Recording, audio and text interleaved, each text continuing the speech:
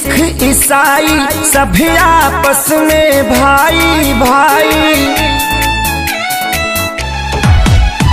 हिंदू मुस्लिम सिख ईसाई सभी आपस में भाई भाई। हर जगह तीनों रंग आसमान में, सब मिलकर जनगण मन गाओ, इस तिरंगे के सम्मान में।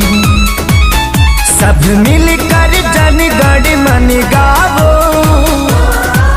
इस तिरंगे के सम्मान में।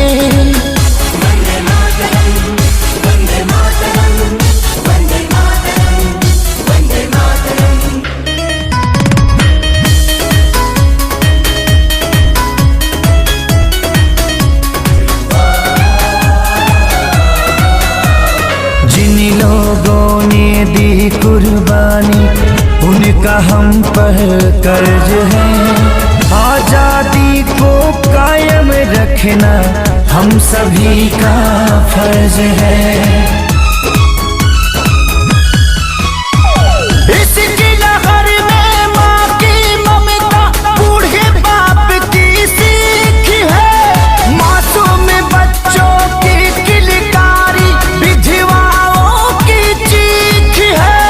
दाग लगे ना भारत माँ के शान में, सब मिलकर जनगण मन गावो, इस तिरंगे के सम्मान में। सब मिल